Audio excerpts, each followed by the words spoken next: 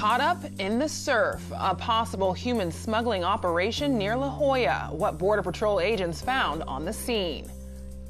We are trying to figure out how to thread the needle of good policy and ensuring that people don't feel threatened.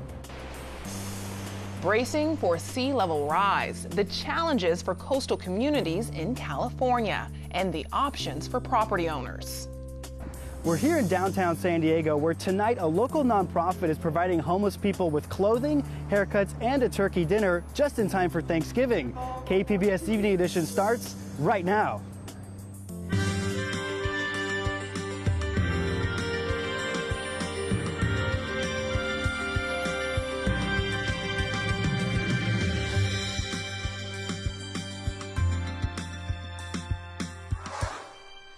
Good evening and thanks for joining us. I'm Ebony Monet. Immigration officials are investigating a smuggling incident that appears to be tied to the death of a man found on the La Jolla coast near Bird Rock this weekend. The man's identity is still not known because he wasn't carrying an ID. KPBS Frontiers reporter Jean Guerrero has more.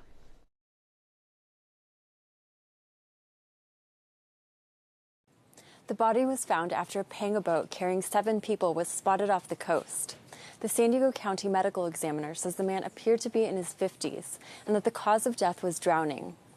Border Patrol says another man, a 32-year-old Mexican, was found suffering from hypothermia and was transferred to a nearby hospital for treatment.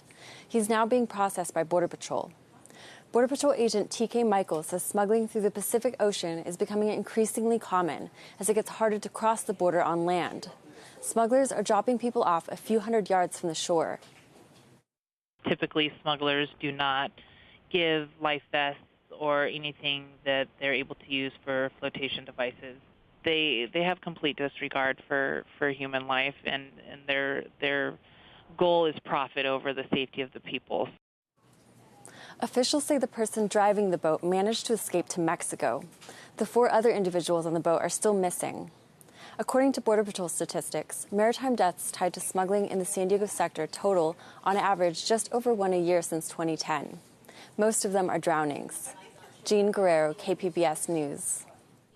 President Donald Trump is renewing his call for a border wall after a deadly incident over the weekend in Texas. 1 Border Patrol agent was killed and a second seriously hurt in El Paso. Texas governor and others described the incident as an attack.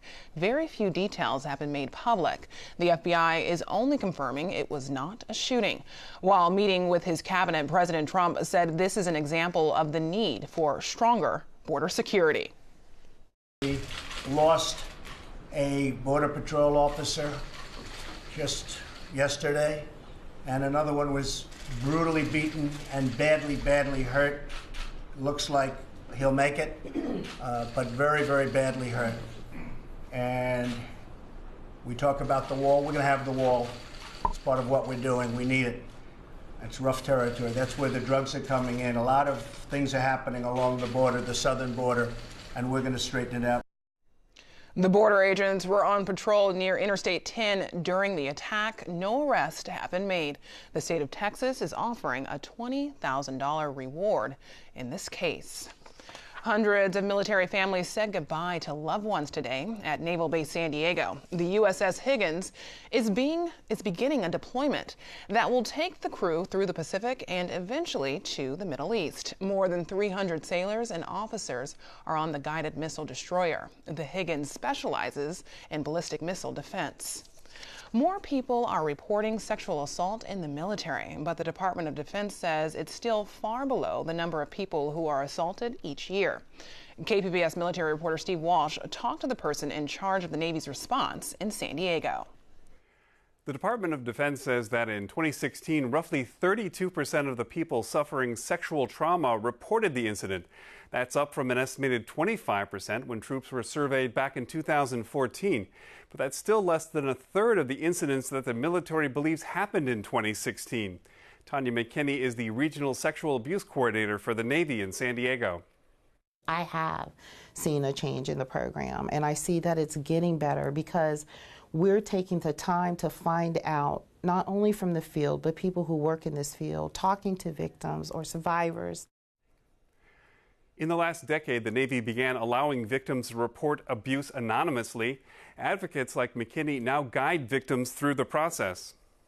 Commands being trained from, triads, the leadership, the COs, the XOs, the CMCs. When you're training leadership, then that's another tool in their toolbox. Problems remain. There is still a significant stigma attached, especially for men, to report sexual assault. There is also a fear that reporting an incident could impact the career of a junior officer. The 2016 numbers show that reported assaults were down slightly, but up slightly among the Air Force and the Navy. Steve Walsh, KPBS News.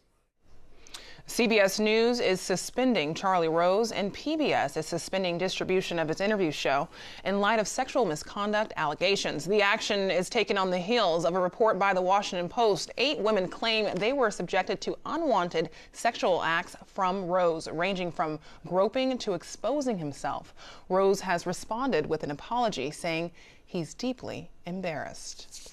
The state agency that has been asked to conduct what is called an extraordinary audit of the troubled San Ysidro school district is moving forward with the investigation. It should take about 2 months to complete. Here's iNews Source reporter Leonardo Castaneda with more on the audit. The San Diego County Office of Education has signed an agreement with state auditors to investigate possible fraud or misuse of funds involving payments to former San Ysidro School District Superintendent Julio Fonseca and his top deputy, Jose Arturo Sanchez Macias. Both men have resigned. The head of the state agency told iNewsers that auditors will spend about 8 weeks reviewing payroll records as well as vacation and termination payments made to the former administrators. District staff members also will be interviewed. The final audit report will go to San Diego County School Superintendent Paul Gotthold, who asked for the investigation. That report will show one of 2 outcomes. Either auditors found possible evidence of fraud or misuse of funds at the district, or they didn't. If wrongdoing is suspected, then Gotthold will share the findings with the San Ysidro School Board and the District Attorney's Office. The district's recently hired interim superintendent, Mary Willis, says she welcomes the scrutiny. I think that they'll do a comprehensive job, and whatever they ask for, I'll provide them with. She went on to say she's looking forward to righting the ship so that the district can move forward. The district has been mired in controversy ever since Fonseca resigned as superintendent on September 1st. The school board agreed to give him a $376,000 separation agreement. That kicked off questions about his pay and that of his deputy. For KPBS, I'm iNews Source reporter Leonardo Castaneda. iNews Source is an independently funded nonprofit partner of KPBS. The city of Del Mar is issuing a new report this week on how to deal with sea level rise. North County reporter Allison St. John says the report has been changed to remove a strategy that homeowners fear could impact property values. Conservative projections conclude Del Mar will experience a foot of sea level rise by the year 2050, 3 feet by the next century. The first line of defense for many homes in Del Mar is the railway line that runs just feet from the steep bluffs overlooking the beach. But at the north end of town, a beach community of multi-million-dollar homes sits right next to the sand. Seawalls offer some protection from high tides and storms for those fronting the ocean. This is a terrific turnout. At a recent community meeting about how to prepare for sea level rise, homeowners reacted to any suggestion those seawalls won't last forever. It's a little bit of a Lake Pontchartrain effect. If you take out the seawalls, my neighbor behind my house is 6.5 feet lower than mine. So if you take out those seawalls, those houses in the entire beach colony are underwater. Good luck, because now you have to disclose that your property is under attack if you go to sell it. Good luck getting refied on something which is technically disappearing. Communities up and down the coast are going to be dealing with sea level rise. Private property owners in Del Mar are just beginning to come to grips with the reality of what that means for them. Del Mar is at the front end of some of the cities in California really thinking about how to plan for these hazards and really prepare the community. Laura Engman of San Diego's Regional Climate Collaborative says Del Mar is one of a handful of cities that won a grant from the California Coastal Commission to start working on adaptation plans for future sea level rise. Del Mar's a small city, so it's a microcosm of the kind of problems those plans will face. Engman says economic studies show preparing for climate change may be expensive, but in the long run, it'll be cheaper than waiting. So the losses in the future are going to be greater and more expensive if we don't take action now. Del Mar's Sea Level Rise Technical Advisory Committee, or STAC, came up with a draft plan that includes triggers for when to relocate public infrastructure. The committee concluded the pump station and fire station will need to be moved because they'll eventually be threatened by flooding. There's a technical term for relocating assets away from the coast. It's called managed retreat. But Del Mar City Councilman Dave Drucker says because of the recent reaction from private property owners, the concept of managed retreat for private property has been removed from the plan. Right now the draft does not talk about retreat. It basically has removed retreat as one of the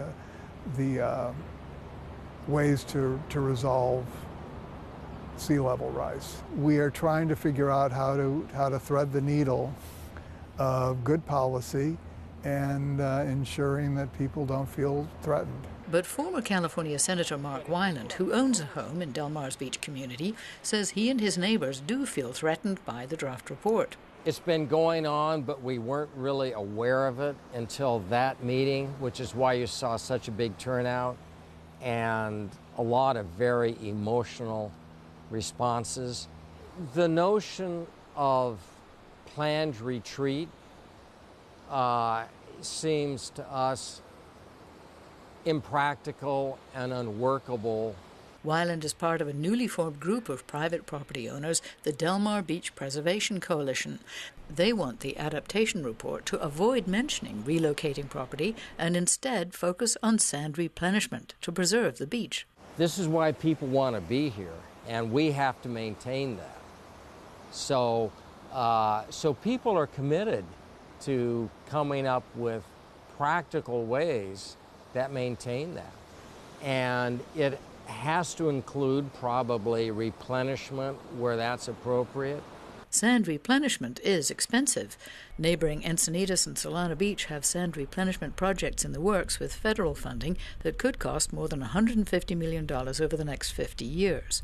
Engman says the jury is still out on whether sand replenishment is a cost-effective strategy. Because if we're getting increasing coastal storms and we're spending millions of dollars on sand that a coastal storm is washing 50 or over 50% of in the next season, then that's probably not a cost-effective strategy for most communities. Del Mar is an affluent community. Drucker says residents recently approved a 1% sales tax that could be used to pay for sand replenishment, but that won't hold back the sea forever. My take on this is if I look 50 years from now, I won't be alive, but somebody will say, well, in 2010 or 2017, you guys could have created a plan. Why didn't you? And I don't want somebody to say that. Weiland is not ready to start making plans yet. No, not really. At some point, you have to do that. I haven't. Allison St. John, KPBS News. When Uber gets its driverless cars on the road, many of them will be Volvos. The car maker and the ride-hailing app are teaming up on a deal to provide thousands of self-driving cars from 2019 to 2021. The vehicles will be Volvo's XC90 premium SUVs. The deal is non-exclusive, which means Uber may strike similar deals with other car makers.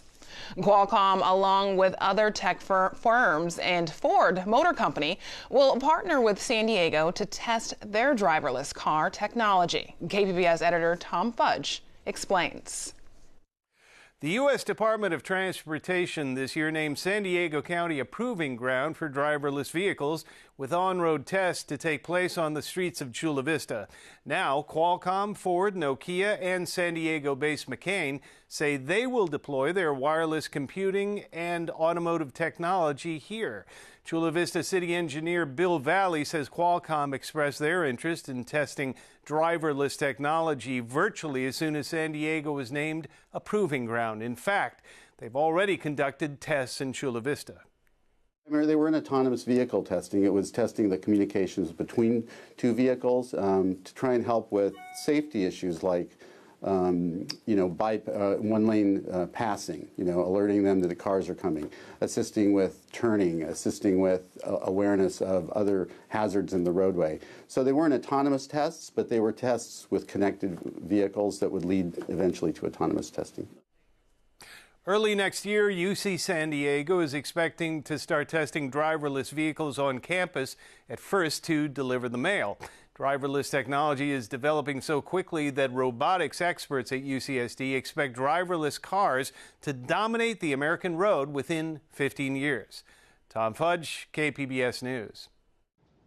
I'm Hari Srinivasan. Tonight on the NewsHour, casualties of war, a new investigation into the number of civilians killed by U.S. airstrikes. Coming up at 7, right after Evening Edition on KPBS. National City's mayor hosted his 9th annual turkey giveaway today. Las Palmas School was packed with people, including military families, lined up to get their bird. Mayor Ron Morrison says events like this aren't possible without the support of the community.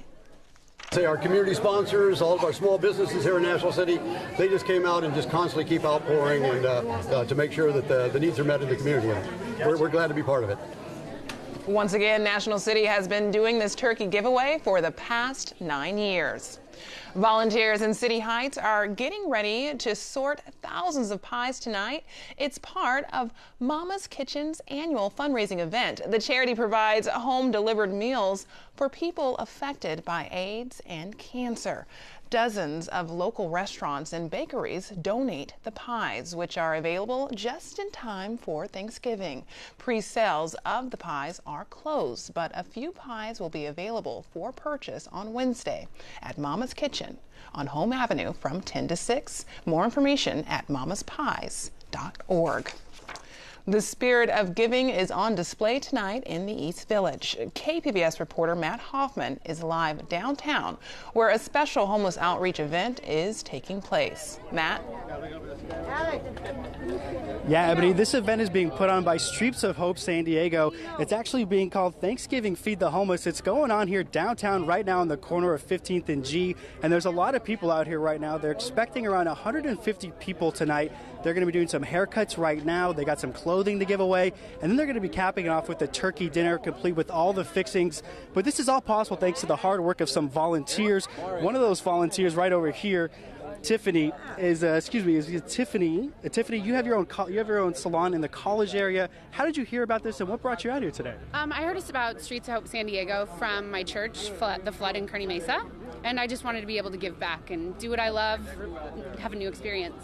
Gotcha. Yeah. And then so right over here, Wiley Avignon, he's a barber at the Country Club Barbershop. Now, Wiley, you and your guys have been coming out here for 3 years. What keeps you guys coming back every year? It's people like Jack over here, giving them a second chance, making sure that they have that confidence to go out and do something better for tomorrow, Right, Jack? I appreciate it. Right. And then right over here, Jack Thiel, recently living out his truck, a little bit down on his luck. Jack, what are you looking to get out of this event today? You're getting your haircut here? Well, honestly, I was amazed. I went over to the Neil Good Center and I got reunited with one of my kids who's kind of been out here too. But I'm hoping to get encouraged. It started out bad this morning, but now the day is ending really well. I'm just encouraged to keep fighting for my American dream. Awesome. And I thank God for this ministry.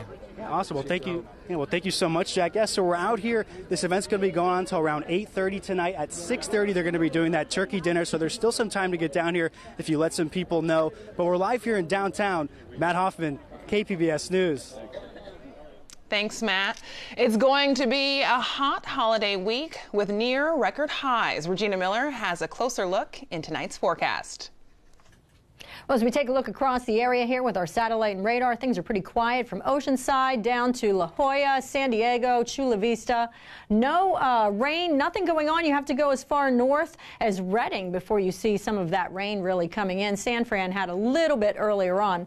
The story for tonight, just a partly cloudy night with an overnight low of 55 degrees. And in San Diego County here, Borrego Springs at 51, Mount Laguna 46 degrees. Oceanside is at 43. The big story is going to be the building warmth. And when I say building, I'm talking about exceptional warmth here across Southern California and maybe some record-breaking temperatures. Now, for tomorrow, we'll get to 80 degrees in San Diego, Chula Vista at 81, Oceanside at 82 degrees, Borrego Springs at 86. Along the coast, we'll have the temperatures warming up into the mid-80s here for Wednesday and Thursday with plenty of sunshine before things finally cool off after the Thanksgiving holiday. In fact, inland locations get to 96 degrees on Wednesday for the biggest travel day of the year, and then for Thanksgiving Day, 94 with mostly sunny skies. It is going to be hot. Mountain areas will be in the mid-70s almost on Wednesday, 74, so just shy of it. Sunny and very warm, mostly sunny and warm, and 73 for Thanksgiving Day. A little cooler then as we head towards the weekend. In the desert areas, we get to 86 degrees on Tuesday, partly sunny and very warm, 90 degrees on Wednesday for travelers. So you'll need to crank the air conditioning on Thursday, 91 degrees with a mostly sunny sky for Thanksgiving Day, sunshine and warm on Friday with a temperature of 88 degrees, 87 degrees on Saturday. I'm Regina Miller, KPBS News. In the world of scientific research, graphs, charts, and spreadsheets don't really lend themselves to sound. But a music professor, after an encounter with a Grateful Dead drummer, is making contributions to the practice of sonification. Take a listen. When we think about science, we usually think about something we can see. Perhaps a model of an atom, or watching cells divide, or looking at a graph of data. It's not often that we listen to science. That's exactly what Mark Ballora, professor in the Penn State School of Music, does. Welcome to the world of sonification.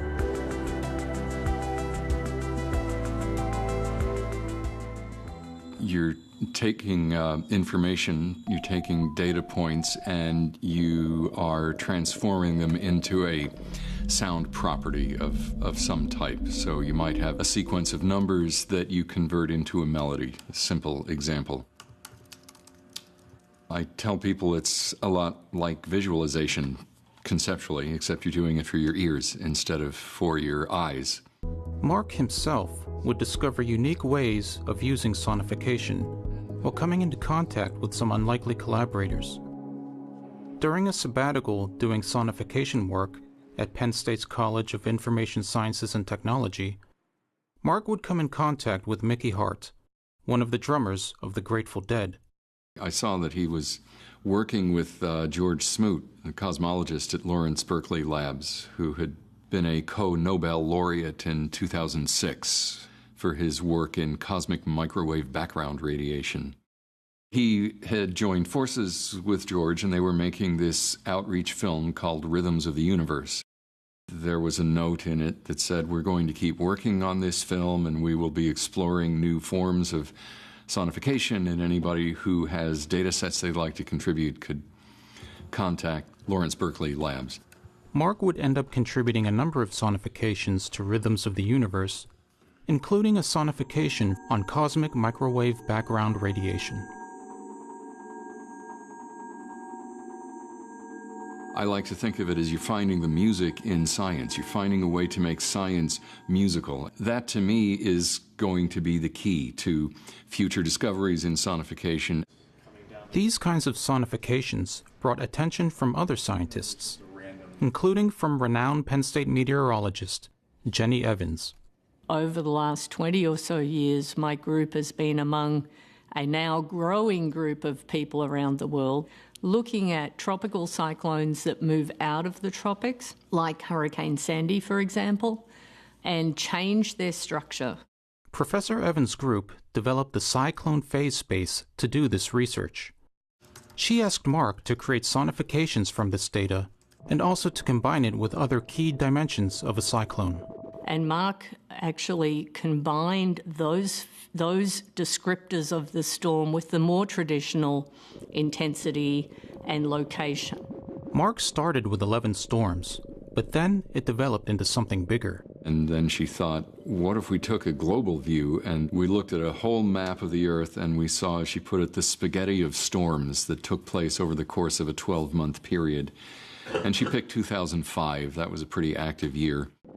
This spaghetti of storms sonifications is what you see and hear in this animation.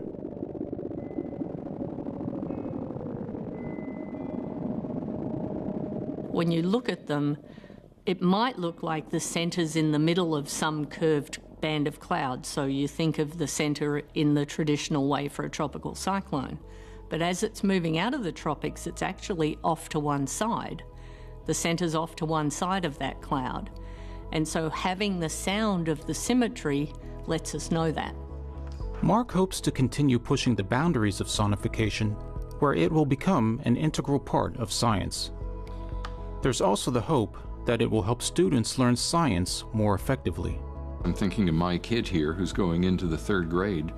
As he starts taking science classes and they start teaching him how to listen to graphs as well as look at graphs, as people of his generation grow up, they will simply expect that. Here's a look at what we're working on for tomorrow in the KPBS newsroom. On Morning Edition, a San Diego State professor challenges a popular teaching strategy. We'll hear from the author of Black Minds Matter. And on Midday Edition, questions about a cultural turning point. A closer look at sexual harassment claims and their effect on society. That's tomorrow on KPBS Radio. You can find tonight's stories on our website, kpbs.org/evening edition. Thanks for joining us. Have a great night.